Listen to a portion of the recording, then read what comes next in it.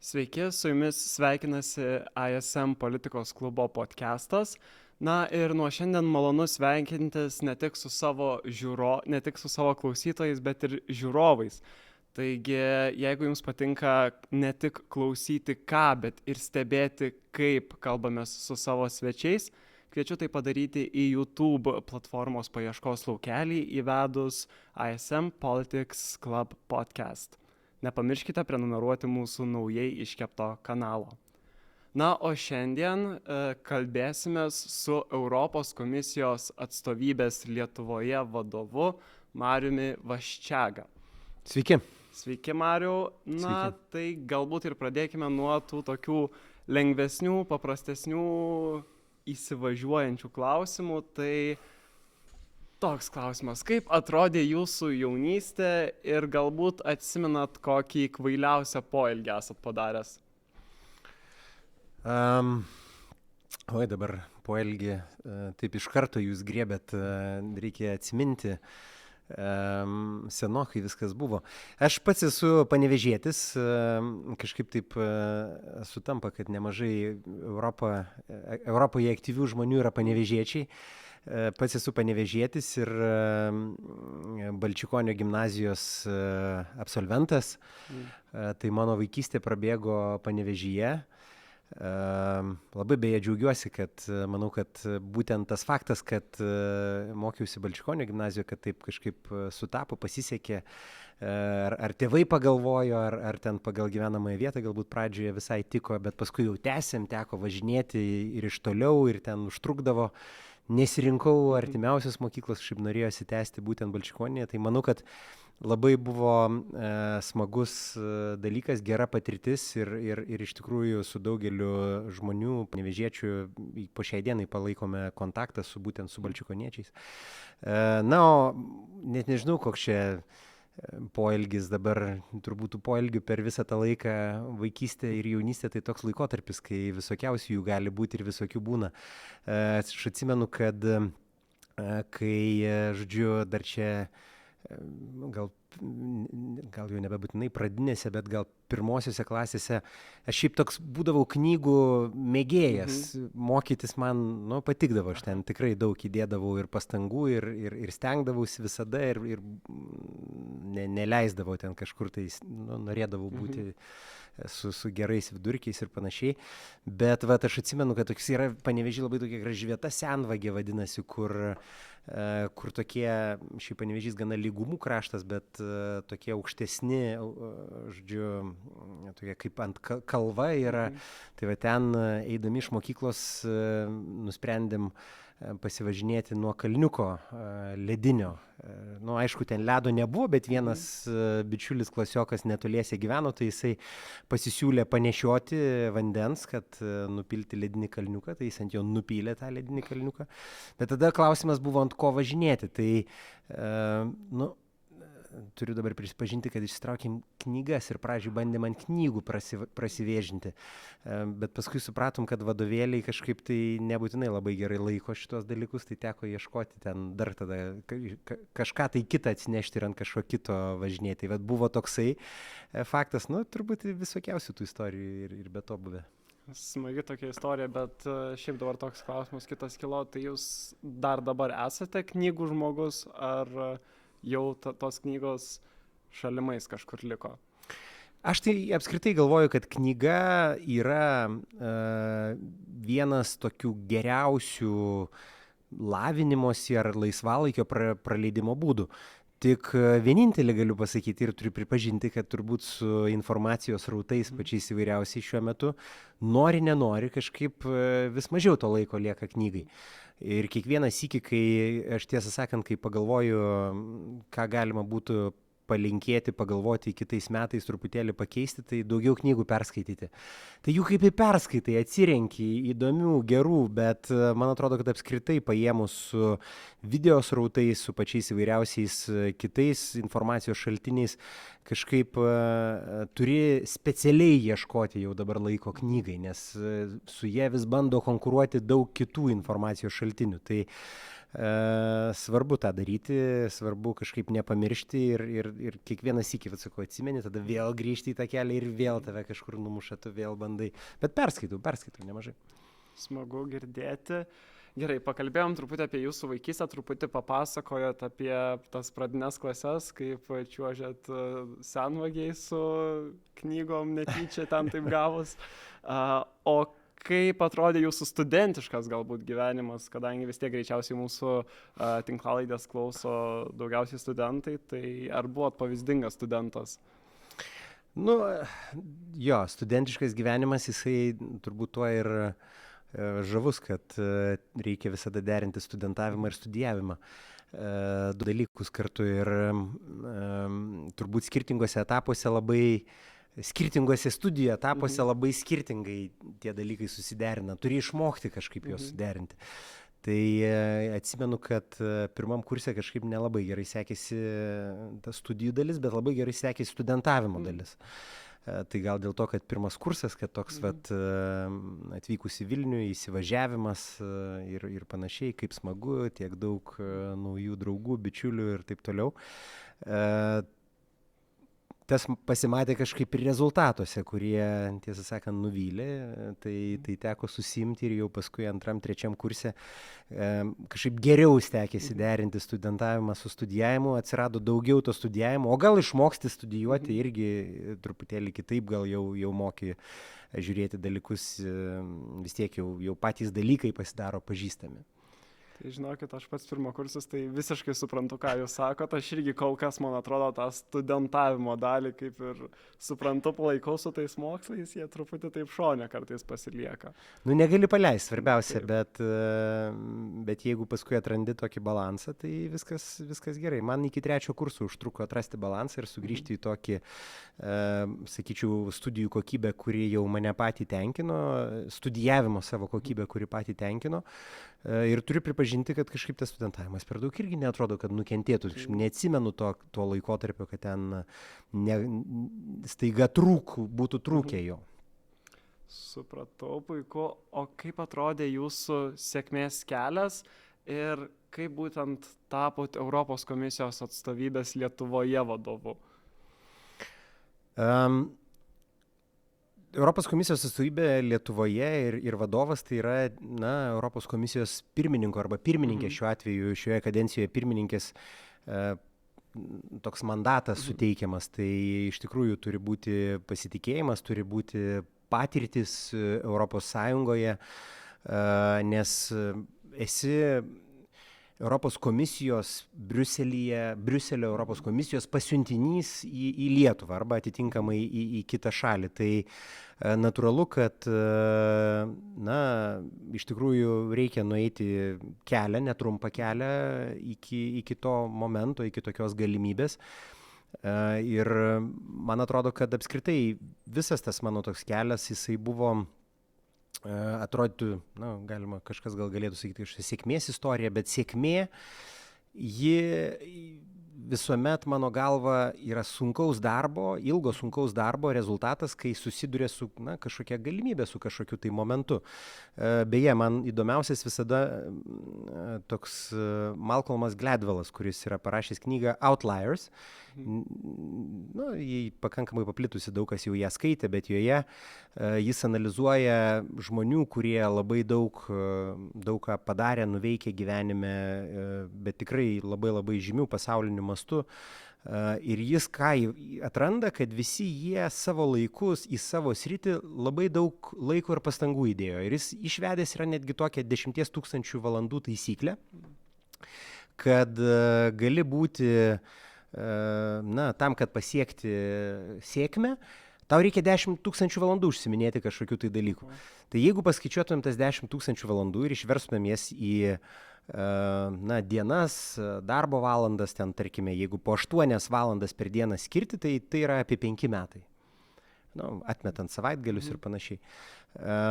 Tai aš manau, kad apskritai gyvenime sėkmė būtent taip ir dėliojasi, tiesą pasakius. Tu tikrai turi įdėti daug pastangų ir tada kažkurio momentu, susiklošius tinkamai aplinkybėms, susiklošius tinkamai momentui, tas pasirengimas jisai gali padėti ir tuo momentu iš tiesų pavyksta padaryti dalykus. Aš pats 2004 metais, kai Lietuva stojo į Europos Sąjungą, buvau netaip senai pabaigęs mokslus. Ir tik pradėjęs savo profesinį kaip teisininko kelią, labai trumpai juo buvęs, ir tuomet ir buvo klausimas iš tikrųjų, o kodėlgi nepabandžius Europos tarnautojo, patapti Europos tarnautoju ir pasižiūrėti, kas ten to Europos Sąjungoje, iš tikrųjų kažką tai nuveikti. Ir vat, europinis kelias jis būtent tada ir prasidėjo, 2004 metais. Beveik 20 metų, kaip aš esu šiame europinėme kelyje. Jis prasidėjo nuo Europos parlamento, tiesiog jame pradėjau savo veiklą kaip teisininkas lingvistas, vėliau dirbau ir ES taryboje su pirmininkaujančiomis šalimis. Žodžiu, jis nebuvo trumpas, aš daugelį metų dirbu su europiniais klausimais ir štai vat, nuo praeitų metų esu Europos komisijos atstovas Lietuvoje. Tai apibendrinant turbūt pastangos, noras daryti dalykus, toks nuoseklumas pastangų, ir tai atneša rezultatą. Taip. Tai čia kaip, nežinau, bent jau aš, kol lankydavau anksčiau treniruotes, treneris sakydavo, visada yra 2 procentai talento ir kiti 98 procentai yra gryno darbo. Tai aš manau, kad čia irgi kažkiek talento vis tiek galbūt reikia turėti, ar ne, kad dirbtumėte tokiose europinėse institucijose. Sunku pasakyti. Man atrodo, kad iš tikrųjų viskas priklauso nuo to, kiek tu įdedi pastangų ir kiek tu įdedi darbo. Tas talentas, jisai atsiskleidžia galbūt, jeigu jūs kalbate apie sportą ar per kažką, tai jis atsiskleidžia turbūt per tas įdėtas pastangas galiausiai. Tai gal tada galėtumėt trumpai apibūdinti, kas yra Europos komisijos atstovybės Lietuvoje vadovas, tai yra kokios yra jūsų pareigos ir kaip iš esmės atrodo jūsų diena. Kaip tik pas mus buvo lankėsi, mes kartais turim tokias šešėliavimo programas, kai vienai dienai ateina mokiniai ir manęs irgi klausė praeitą savaitę, kokia ta diena. Ir aš sakiau, žinot, gal žavesys darbo šito yra tai, kad diena, jos labai skirtingos tos dienos, jos tiek nepriklauso viena nuo kitos, nes čia yra labai daug komunikacijos. Ta prasme, kad tu išdėstai ir kalbi Europos vardu ir pasakoji apie priimtus sprendimus, Europos komisijos arba siūlomus sprendimus labai skirtingoms auditorijoms, nuo Lietuvos Respublikos Seimo iki pačių tolimiausių Lietuvos kampelių, kur tikrai stengiausi visuomet, kai tik turiu galimybę apsilankyti. Nes, man atrodo, kad labai svarbu tiesiogiai kalbėti su lietuviais, su europiečiais, su visais, o ne ten būtinai per mediją, per kažkokį tai nuotolį, nes toks ryšys jis yra pats geriausias ir iš jų išgirsti iš tikrųjų, ką jie galvoja apie Europą, suprasti, koks yra tas lietuviškas požiūris į Europą, ko Lietuva, ko lietuviai tikisi. Ir atitinkamai kita tuomet darbo dalis yra susijusi su tuo, kad mes iš tikrųjų esame tiltas taip pat teikiantis informaciją Briuselio kolegoms apie tai, ko Lietuva tikisi, kaip jie pasitinka vieną ar kitą sprendimą, kas yra svarbiausia lietuviams, kokių jie turi lūkesčių vienu ar kitu klausimu. Ir tai padeda kažkaip turėti iš tokios dėlionės, kai lygiai tokie patys dalykai ateina iš kitų sostinių, susidaryti vaizdą ir priimti teisingesnius sprendimus tam, kad Europa iš tikrųjų atlieptų visų savo piliečių iššūkius. Supratau. O tai gal tada galėtumėt atskleisti, ko būtent lietuviai taip apibendrintai maždaug labiausiai nori ir ko labiausiai tikisi iš Europos Sąjungos? Aš manau, šiai dienai, tie dalykai, jie keičiasi, jie nėra statiški, jie yra pakankamai dinamiški, bet aš manau, kad šiai dienai lietuviai ir apskritai didžioji dalis Europos ir ypatingai ta, kuri yra rytų flange, Lietuva, Latvija, Estija, Lenkija, Suomija, kitos šalis, jos nori ir tikisi stiprumo ir stipraus atsako Rusijai, jos agresijos prieš Ukrainą akivaizdoje. Ir tą mes, iš tikrųjų labai stipriai perdodame ir tas atsakas jisai ateina, bet labai svarbu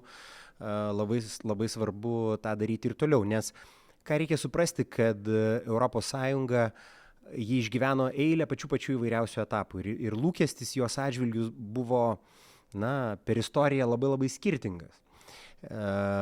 Prasidėjo galbūt viskas kaip užtikrinti taiką viduje, pačios ES viduje, ir idėja pačios ES tai užtikrinti taiką per bendrumą, per santykį, per didesnį bendravimą tarp žmonių, per didesnius verslo ryšius tarp skirtingų įmonių, nes nepamirškime, kad galima visada paieškojus atrasti ir daug skirtumų, dėl to vien kalbų, kiek mes turime ES.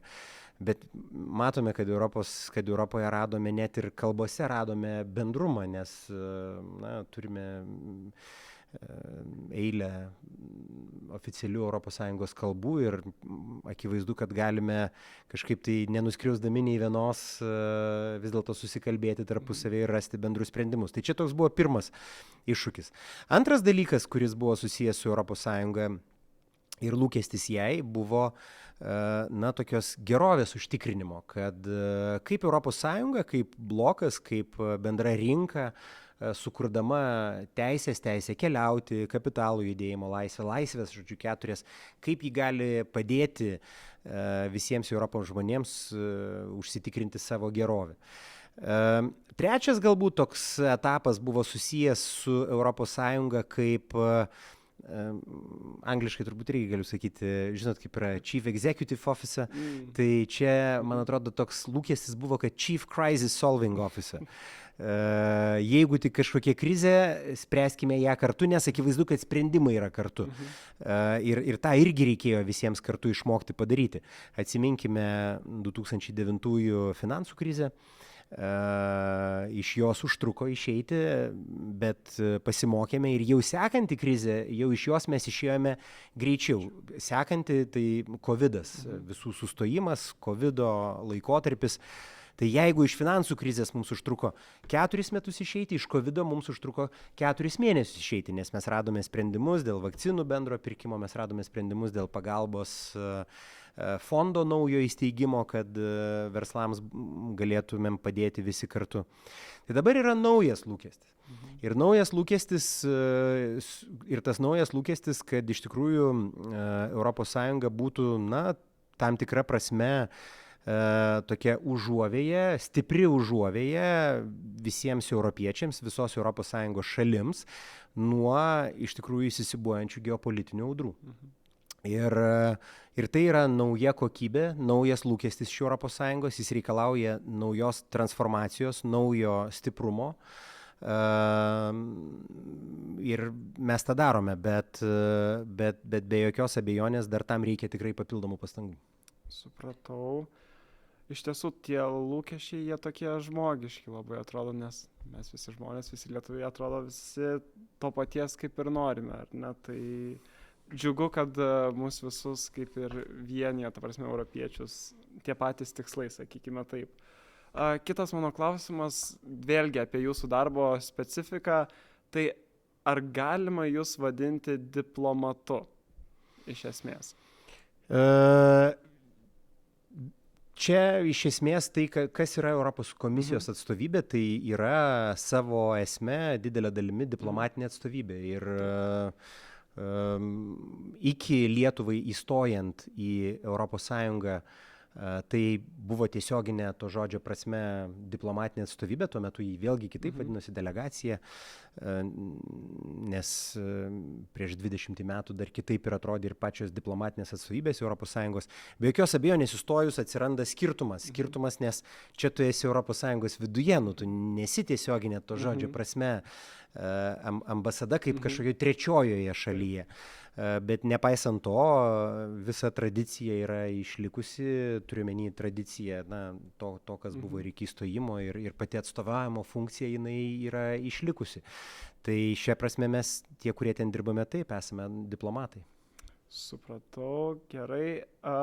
Kuo skiriasi tuomet ir kuo panašus jūsų nuomonė yra atstovavimas Europos komisijai ir valstybinis diplomatinis darbas? Tai aš manau, kad tais atvejais, kai mes kalbame, aš gal taip pažiūrėčiau iš europinio lygmens, ar ne? Tai europinių lygmenių trečiosiuose šalyse mes turime įvairiausias ambasadas ir ten atstovauja Europos ambasadoriais ar diplomatais, kaip taisyklė, dirba ES piliečiai ir tu turi ryšį su trečiaja valstybė, kuri nepriklauso ES ir tas, aišku, užduoda tam tikrą skirtumą, nes čia mes esame ES viduje. Ir natūraliai ES viduje tikimasi, kad tie žmonės, kurie dirba Europos komisijos atstovybėje, kalbės, pavyzdžiui, lietuviškai, supras lietuvių kalbą, kad galės susikalbėti. Nėra tokio reikalavimo, kad jie būtų lietuviai, bet kalbinis reikalavimas yra. Tai tam tikra specifika atsiranda, be jokios abejonės, nes tu kaip ir atstovauji savo teritorijoje, bet kita vertus visi suprantame, kad ES kaip darinys jis yra kiek kitoks. Tai nėra viena valstybė. Ir toje valstybėje yra eilė valstybių. Dėl to lygiai taip pat ir Lietuva turi savo delegaciją Briuselyje ir ten irgi, didelė beje labai delegacija Briuselyje, kuri taip pat veikia, gali sakyti, ES viduje. Tai čia gal tokia mūsų grynai europinė specifika. Kiek jisai paskui skiriasi savo esme nuo kito diplomatinio darbo, aš manau, kad didelė dalimi jisai persidengia. Manau, kad tikrai nemažai persidengimų. Supratau. O dabar toks klausimas, kuo gyvena ES būtent dabar ir čia toks leisiu jums pasvajoti daugiau, kokia bus ir kaip atrodys ES ateitis?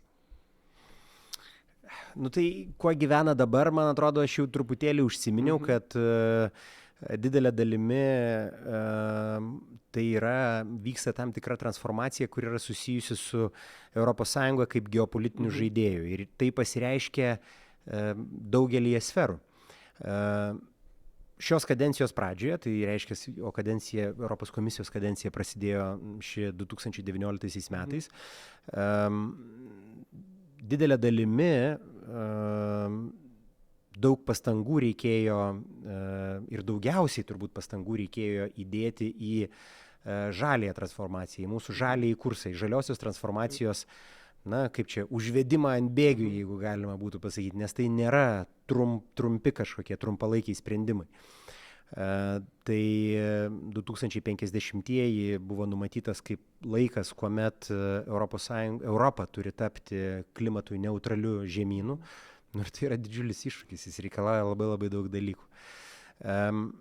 Antrasis dalykas, kuris buvo labai stipriai daromas, tai buvo skaitmeninė transformacija. Ir čia beje pavyko irgi padaryti labai daug dalykų susijusių su tam tikrų laukinių vakarų, internetinių laukinių vakarų suvaldymu. Tai buvo priimti 2 teisės aktai, Digital Services Act, Digital Markets Act, kurie pirmą sykį, tiesą sakant, istorijoje tokiu mastu ir viso žemyno mastu kažkaip užtikrina tikrai daugiau teisių ir įveda šiek tiek tvarkos. Nebūtina ten viską sureglamentuoti, bet turi būti šiek tiek tvarkos, kad tai negali būti taip, kad online galima viskas, offline mes turime kažkokias taisyklės, ar ne, tai lygiai taip pat ir online jos turėjo atsirasti ir jos atsirado ir dabar prasidėjo jų taikymas. Tai yra svarbus labai dėmuo. Ir trečiasis, jis atėjo ir dabar visiškai dominuoja ES politinė padangė, tai yra dėmuo toks geopolitinis saugumo dėmuo. Jis visų pirma susijęs su Ukraina, nes Ukraina yra šalia mūsų ir mes tikrai turime padaryti, neleisti jokiais būdais pavargti nei savo, nei kitiems ir padaryti viską, kad padėti Ukrainai. Ir matome, kiek daug dalykų buvo nuveikta. Tiesą sakant, aš kalbėjau apie krizes, per kiek laiko pavyksta į jas atsakyti, tai jeigu atsakas į finansų krizę užtruko apie 4 metus, jeigu atsakas į COVID užtruko apie 4 mėnesius, tai pirmasis ir tikrai rimtas sankcijų paketas Rusijai ir taip pat parama ginklais Ukrainai atsirado per 4 dienas. Ar to užtenka? Mes turbūt lietuviai esantys čia norėtumėm dar greičiau, bet vis dėlto 27 sukoordinuoti nėra lengva. Faktas tas, kad mes turime šiai dienai atrasti sprendimus, ilgalaikius sprendimus, kaip toliau tęsti paramą. Čia mes esame numatę ir papildomą biudžetą Ukrainai ir visi žinome apie Ukrainos narystės perspektyvas, kurios iš tikrųjų labai labai stipriai juda į priekį, turiuomenį narystės Europos Sąjungoje perspektyvas. Bet mes taip pat matome ir eilę kitų krizių atsirandančių pasaulyje ir vykstančių, tai ir Izraelis Hamas, jau nekalbant apie Afrikos žemynę, Sahelyje vykstančių eilę pačių įvairiausių krizių. Ir faktas, kad mes turime labai labai stipriai judėti į priekį, stiprindami save kaip žemyną ir savo pajėgumus reaguojant į tokias krizes. Ir čia turime tokį strateginį kompasą, nusimatę turėti savo greitojo reagavimo pajėgas kaip ES. Nesenai beje vyko pirmosios istorijoje ES, ne NATO, bet ES karinės pratybos. Tikslas yra ne kažkaip dubliuoti NATO. NATO išlieka absoliučiai kertiniu mūsų saugumo, kertinė ašimi, bet be jokios abejonės mes turime daugiau dėmesio skirti saugumo klausimams, mes turime daugiau dėmesio skirti gynybos pramonės skatinimui. ES gali ir daro daug dalykų, kuriais sudaryti sąlygas būti stipresniems pasaulyje ir tai yra tikrai mūsų didžiausia šios dienos artimiausiuose planuose ir iš tikrųjų tai, ką mes turime dabar daryti. Supratau. Dabar dar taip iš jūsų to, ką pasakėte apie tas online taisyklės, pavadinkim taip pat man įdomu ir apie dirbtinio intelekto galbūt valdymą, kaip ES, Europos parlamentas, Europos komisija reaguoja. Žinau, kad tikrai yra kažkokie pirminiai paketai, man atrodo, paruošti dėl dirbtinio intelekto valdymo, bet ar dar planuojama kažkaip giliau lysti, tvarkyti visą reikalą, kaip visą tai vyks?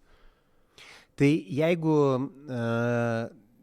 ten Digital Services Act ir Digital Markets Act jau yra priimti, įsigalioja ir pradedami taikyti, tai tuo tarpu dirbtinio intelekto teisės aktų rinkinys netrukus tikimės pasiekti susitarimą dėl jo. Tas šiek tiek užtrunka, bet aišku ir plėtra šiai dienai dirbtinio intelektų yra eksponentinė, tai tu tikrai negali padaryti klaidos. Ir čia reikia labai labai gerai pasverti. Pasverti ta prasme, kad nereikia be reikalo užkardyti verslo galimybių, nes tikrai nesinori, kad kažkur tai mūsų tos įmonės, kurios vysto šiai dienai dirbtinį intelektą, kad jos kažkur tai pasitrauktų iš ES ir tai yra labai labai svarbus aspektas vertinimo paties, kaip toliau veikti šioje srityje. Bet be jokios abejonės, reikia kažkaip tai pagelbėti, kad žmonės nebijotų to, kas vyksta dirbtinio intelekto srityje. Yra eilė dalykų, kuriuos reikėtų sutvarkyti. Tai pats dirbtinis intelektas, jis turi būti centruotas į tą socialinę sanklodą ir ją kažkaip tai gerbti, kurią mes turime ir kaip tą padaryti yra labai svarbus klausimas. Tai štai dėl tos priežasties galbūt šiek tiek pačios dėrybos tarp Europos parlamento ir tarybos jos užtrunka, bet aš nebejoju, kad atrasime sprendimus ir jie pagelbės būtent vystyti dirbtinį intelektą tokiu humaniškojų būdu ir su humanistinėmis idėjomis būtent tame vystyme. Supratau. Skamba, kad mūsų ateitis truputį saugesnė dabar. Žinot, kai jūs pristatot visus tos, kad viskas bus gerai, žinot, visokie teisės aktai yra leidžiami ir kad jie daromi, kad jie leidžiami ir apie juos galvojama labai atsakingai, tai mums ramiau dėl mūsų ateities, žinot. Nes visgi, man atrodo, kad yra tiek Lietuvoje, tiek kitose Europos valstybėse šiek tiek to nerimo dėl dirbtinio intelekto, kad bus prarandami darbai ir panašiai. Jo, bet aš manau, kad jis atneša taip pat ir didžiulės galimybės. Tai jų tikrai negali nuo jų nusisukti, užsimerkti, jeigu tai yra sekantis technologinis šuolis, mesgi jų esame matę daugelį. Ir kažkaip su tuo kovoti tai nėra jokios prasmės, kaip tik tą turi priimti, stengtis eiti su juo. Vienintelis dalykas, kad reikia stengtis lygiai taip pat išvengti ir kažkokių tai pavojų, kuris jis gali atnešti. Aš visiškai sutinku. Man atrodo, kad tas pats dirbtinis intelektas, jisai labai svarbus Europos lyderystiai. Ta prasme, taip pat pasaulyje, kad tai būtų vienas iš lyderiaujančių žemynų ir kaip Europos Sąjunga, kad tai būtų lyderiaujanti institucija. Taip, kitas mano klausimas daugiau susijęs galbūt labiau su mentalitetu mūsų pačių lietuvių ir galbūt europiečių, ES kitų šalių matymo mūsų, kaip jie mus mato. Tai kodėl dažnai nutinka taip, kad lietuviai patys nesijaučia europiečiais? O ar taip yra? Jūs jaučiatės europiečių? Aš, tiesą sakant, taip. Aš jaučiuosi pilnaverčiu europiečiu ir daugelis mano amžiaus žmonių, mano draugų, mano kursiokų, jie taip pat jaučiasi europiečiais, nėra to tokio kažkokio, kad mes kažkuo atsilikę nuo kitų Europos valstybių, bet vis dėlto, kai kalbi galbūt su vyresnės kartos atstovais, jie į tą Europą labai žiūri atsargiai, jie daugiau to tokio labiau tautinio identiteto palaikytojai ir kad nelabai jaučiasi europiečiais. Bet man atrodo, kad tautinis ir europinis identitetas, jie kažkaip vienas su kitu, jie susiję, bet jie nėra taip, kad jeigu tu palaikai vieną, tai negali palaikyti kito. Mano įsitikinimu, jie tikrai gali sugyventi vienas su kitu labai labai sėkmingai ir tiesą sakant, sugyvena labai sėkmingai. Jeigu dabar mes pasižiūrėtumėm, ką aš stebiu, tai čia visi galime stebėti, pavyzdžiui, migracijos srautus ir iš tikrųjų Lietuvos turbūt didžiausia rykštė per šitos 20 metų buvo didžiuliai emigracijos srautai. Iš Lietuvos išvažiavo labai daug lietuvių. Jie grįžta, bet turbūt ne taip gal greitai, kaip mes norėtumėme, kas irgi yra suprantama, nes žmonės sukuria savo gyvenimus kažkur tai ir nėra taip paprasta ten kelis sykius per gyvenimą keisti savo gyvenamąją vietą su šeima, su vaikais, su darbais ir panašiai. Bet jeigu mes pažiūrėtumėme į tuos rautus dabar, jie yra balansiai iš esmės, gal net yra daugiau atvykstančių, čia atmeskime gal tokius geopolitinius dalykus, bet nes jeigu juos įskaičiuojant, tai labai daug atvykstančių, bet tarkime, net pačių lietuvių tarpe mes matome balansą. Tai rodo, kad žmonės yra patenkinti ir laimingi būdami čia. Ir aš pamenu mūsų tuos tokius svarstymus, kažkada gyvensime kaip Europoje. Jeigu dabar jau nori gyventi čia, turbūt ir didžioji dalis ir galvoja, kad mes gyvename kaip Europoje. Nesakau, kad viskas yra idealu, bet kelias nueitas čia apie tai kalba ir apie pojūtį kalba. Lygiai tą patį, jau galima, čia jau mano toks pastebėjimas, jis nepamatuotas kažkaip tai kažkokiais tai skaičiais ar apklausomis, bet man susidaro įspūdis, kad jeigu pakalbi su jaunimu, kurie galvoja apie savo studijas, iš tikrųjų labai didelė dalis, jie sako, tai kur studijuosi, gal kažkur tai išvyksi ar panašiai. Ne, jis sako, Lietuvoje. Sakau, o kodėl nenori kažkur tai išvykti ar panašiai, bet čia viską gali gauti. Viskas, vis gerą lygį čia gali gauti. Tas irgi lygiai toks pat, mano galva, pajautimas, ar ne? O kodėl aš turiu kažkur tai ten labai... Čia viskas vyksta, čia vyksta dalykai. Čia gali gauti gerą išsilavinimą, čia turi geras darbo galimybės. Turbūt ten gali atrasti kažkokių tai sričių, kuriuose gal nėra labai paprasta, nėra gal ten tie dar atlyginimai labai aukšti, bet jau gali atrasti labai daug sričių, kuriuose jie iš tikrųjų geros galimybės ir studijuoti, ir įsidarbinti ir panašiai. Ir nenuostabu, jeigu pasižiūri į skaičius. Per 20 metų BVP augimas ten arti 400%. Atlyginimų augimas dar didesnis, kartais ten skaičiuojant, ten turbūt vidutinis atlyginimas 5 ir jeigu dar nedaugiau kartų. Tiesioginės užsienio investicijos, ten kosminiai skaičiai jų didėjimo. Visa tai kažkaip tai išsiverčia į realias galimybes. Ir tada ir jautiesi, europiečių, jautiesi, kad tau, nereikia kažkaip tai kažkur tai kitur keliauti tam, kad kurti savo gerovę. Gerovę gali kurtis ir šiame Europos krašte lygiai taip pat vienodai. Tai čia vienas momentas. Antras momentas yra susijęs turbūt su demokratija ir vertybėmis. Apie ką mes beje labai labai dažnai pamirštame, bet ypatingai šiuose geopolitiniuose vėjuose tą reikėtų prisiminti, nes štai kitais metais 3 rinkimai. Mesgi nežinome, kaip jie pasibaigs, kas pasibaigs. Yra eilė kandidatų ir bus jų turbūt dar daugiau. Jau čia aš kalbu apie prezidentinius rinkimus, tada Europos parlamento rinkimai, tada dar Seimo rinkimai, kuriuose iš vis pamatysime dar kitą vaizdą. Ir, tame grožis, ar ne, demokratijoje grožis. Žodžio laisvė, niekas nebijo kažkaip vienaip ar kitaip pasisakant, mes gal kartais pykstame, oi, kiek daug nesutarimų ir panašiai. Bet laisva šalis, gali iš tikrųjų kalbėti, nereikia ten įžeidinėti dar kažką, bet šiaip gali kalbėti, gali išsakyti savo nuomonę. Tai irgi lygiai taip pat jautiesi, būdamas čia, užtikrintai, tvirtai. Ir gal tada tiesiog lieka toks trečias dėmuo, į kurį mes dar ateityje pereisime, mano galva. Ir tas trečias dėmuo yra susijęs su tuo, ką tu gali duoti Europai. Ir čia, nekalbu apie kiekvieną konkretų lietuvį, bet Lietuva kaip Lietuva gali duoti Europai.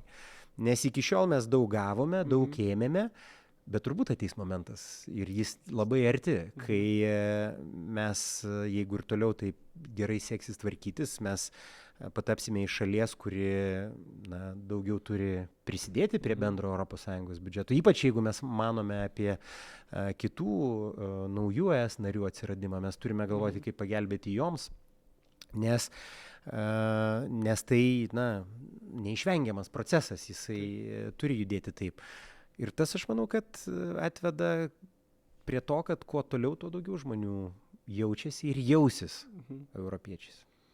Sutinku su jumis, o sakykime, kaip jūs galvojat, vėlgi jūsų asmeninė nuomonė, ar kitos ES valstybės narės šalys, ar jos mato, kad Lietuva yra vertinga, ar jos mato jos vertę, ar ją išskiria, ar kreipia dėmesį į ją, ar maždaug kokie prancūzai ir sako, kad ką ta Lietuva, mes čia Prancūzijoje savo gyvenam, maža valstybė, jie net negali turėti nuomonę savo normaliai.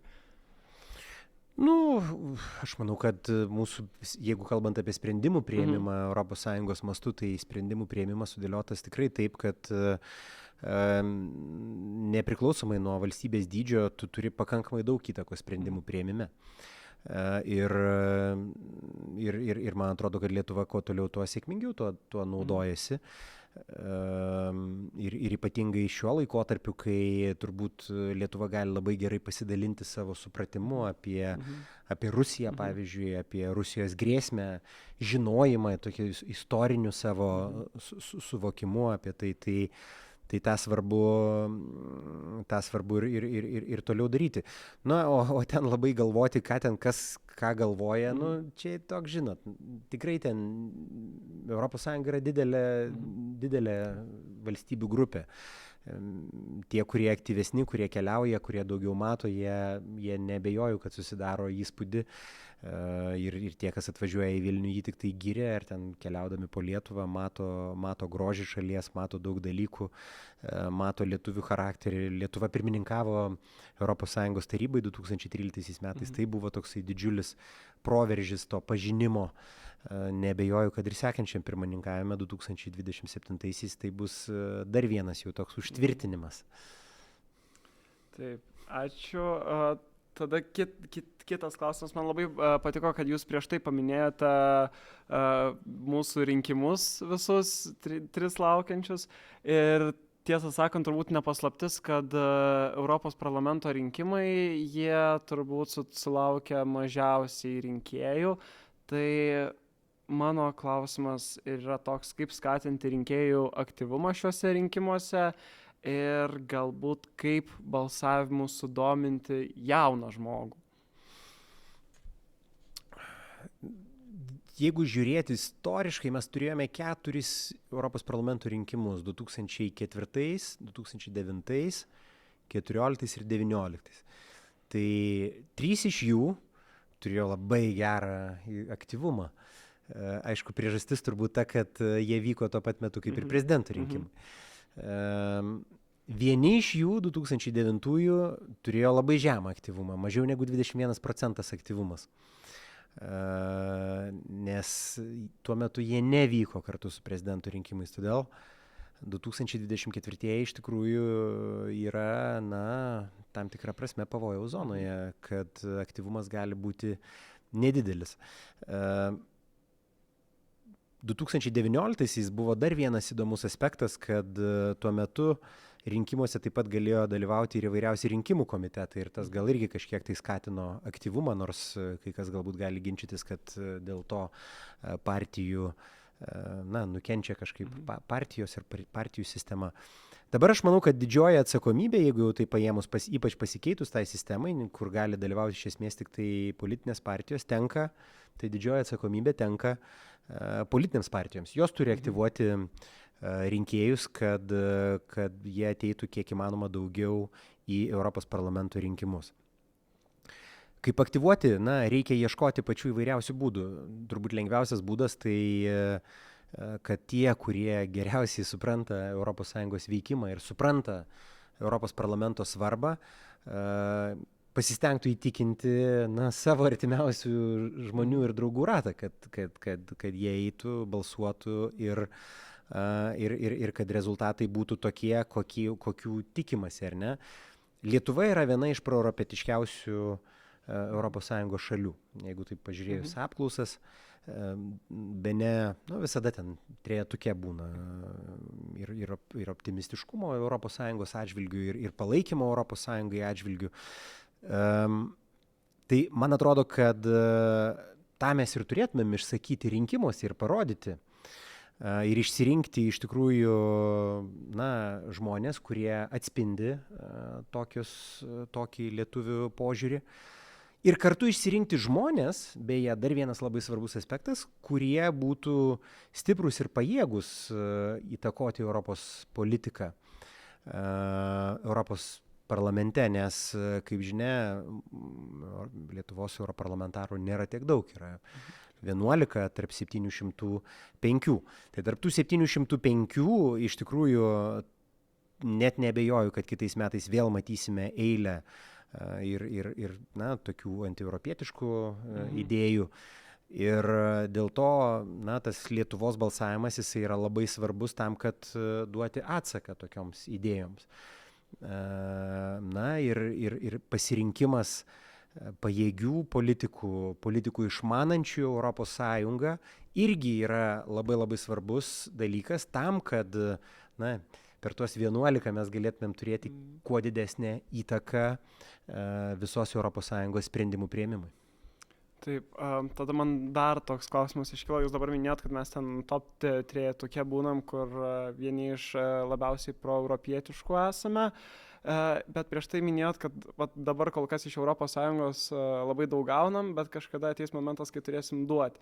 Tai kaip jūs galvojate, ar nėra susijęs tas mūsų proeuropietiškumas su naudos gavimu, o ne su tom pačiom kertiniam ES vertybėm?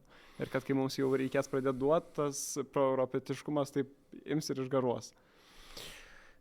Gal yra kažkokia tokia grėsmė, bet aš manau, kad tiesiog tas procesas jis turi būti natūralus. Mes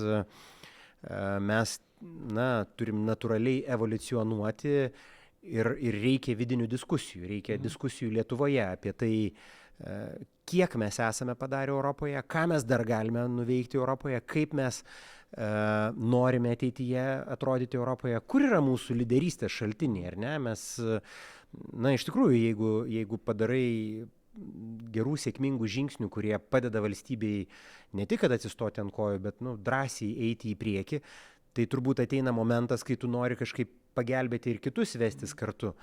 Su tuo ateina atsakomybė, su tuo ateina tam tikras pokytis. Tai turbūt, kad labai bus svarbi diskusija apie tai, nes net nebejoju, kad atsiras jėgų, kurios norės kažkaip tai tą kažkokią būsimą transformaciją, kuri bus tik tai kažkada vėliau, dar iki šio finansinio laikotarpio pabaigos tikrai jie nenusimato. Bet net nebejoju, kad bus tokių jėgų, kurios bandys išstoti su visiškai kitokiais pasakojimais ir bandys įbauginti žmonės, kad staiga čia gal mums nereikalinga, nebeįdomi ir ES ir panašiai. Aš galvoju, kad mes, aišku, turime dar vieną dėmenį, kuris mus laiko labai stipriai su ES ir su visomis vakarų struktūromis. Tai yra mūsų geografinė padėtis ir geopolitinė pasaulio padėtis. Tai buvimas ES, buvimas NATO, aš manau, kad daugeliu žmonių pridėjo labai stipriai saugumo jausmo praeitų metų, ypač vasario pabaigoje, kai visi su nerimu ir išgąsčiu, tikrąja to žodžio prasme, matė tankus riedančius per Baltarusijos-Ukrainos sieną, per Rusijos-Ukrainos sieną. Tai faktas, kad tas buvimas draugėje, buvimas ne vieno, jis labai svarbus akcentas ir jis labai svarbus dėmuo tame lietuvių santykyje su ES. Taip. Kaip jūs galvojat, ko galime tikėtis iš kitų Europos parlamento rinkimų ir aš čia turiu omeny, ar pačiame Europos parlamente išliks valdančioji partija EPP, ar kaip jūs galvojat, gal pasikeis, gal išlys daugiau radikaliosios dešinės arba kairės atstovų, kurie sudarys gal didesnę daugumą? Žinot, labai sunku tokius dalykus prognozuoti, ten turbūt geriausia pasižiūrėti pats, turbūt gal net ir Europos parlamentas, ar bent jau tikrai galima europinių šaltinių rasti, kurie dėlioja pačius iš skirtingų valstybių surinktas apklausas ir iš jų matosi, kaip visą tai dėliojasi. Faktas, kad su kiekvienais rinkimais vis atsiranda tam tikrų jėgų, antieuropietiškų jėgų, kurios nori ateiti į Europos parlamentą tam, kad kažkaip jį pačią sistemą europinę silpninti, griauti. Ir tą visada reikia turėti omenyje ir pagalvoti apie tai kiekvieną sykį, kai balsuojam, kai galvojam apie ES ir panašiai. Ar tai realizuosis? Aš tikiuosi, kad ne, bet žinot, jūs klausėte prisiekusio europiečio, tai gal kažko tai kito paklausus, gal kažkaip kitaip atsakys. Aš tikiuosi, kad ne. Nereikia visada galvoti vien tik į kažkokias negatyves pusės, galima ieškoti ir pozityvo. Pavyzdžiui, 2019 rinkimai atskleidė labai stipriai, kiek Europos žmonių iš tikrųjų yra sunerimę dėl klimato krizės ir dėl aplinkos apsaugos. Ir didžiulį palaikymą gavo tos partijos, kurios yra susijusios su žaliaisiais, su žaliųjų grupė ir panašiai. Ir tas davė labai didelį postumį žaliai transformacijai ir tas beje lygiai taip pat atvedė jauniausią komisarą ES istorijoje, Virginijų Sinkevičių, į ten, kuris yra dabar komisaru atsakingu už aplinkosaugos klausimus ir tiesą sakant, tai privedė prie labai daugelio, nors ir sunkių, bet labai reikalingų sprendimų žalioje transformacijoje. Taip kad pačių įvairiausių galima susilaukti rezultatų. Matome, kad visos ES šalis turi tam tikras antieuropinės jėgas. Jos tikrai neabejotinai stengsis išnaudoti šios rinkimus. Tai tiesiog apie tai reikia mąstyti turbūt aktyviai dalyvaujant ir balsuojant rinkimuose, kurie vyks Lietuvoje. Puiku. Ir tada dabar man labai patinka, kad jūs užsiminėt apie jaunus europiečius, ypač apie Virginijų Sinkevičių kaip galbūt, ne galbūt, o iš tikrųjų jauniausią Europos komisarą visoje istorijoje. Tai dabar pabaigai. 3 jūsų patarimai jauniems žmonėms, kurie nori ateityje dirbti ES institucijose. Oi, kurie nori dirbti ar tiesiog Europai dirbti. Aš manau, kad aš nežinau, ar verta išsikelti tikslą būtinai dirbti Europos institucijose. Žinoma, aš visada palaikyčiau tokius žmonės, bet man atrodo, kad svarbiausia turbūt galvoti apie tai, kur tu gali būti naudingiausias. Ne tik savo, ar ne tik kažkuriam verslui, bet apskritai bendruomeniai, nes darbas Europos institucijose, jis yra susijęs, pirmiausia, ir jeigu pakalbėčiau su kolegomis, išgiršiu iš visuomet yra tas dėmuo naudingumo Europai, toks papildomas, tu galvoji apie tai, kad turi dar papildomą kažkokią tai misiją tame. Tai man atrodo, kad svarbiausia visada gyvenime priiminėjant sprendimus ir galvojant apie savo karjerą, visą laiką pagalvoti apie tai, ar aš norėčiau dar turėti papildomą misiją, padaryti kažką tai gero ir naudingo bendrai visuomeniai, galbūt šalies, galbūt nebūtinai šalies, galbūt tavo miesto, plačiaja prasme, gal visos Europos.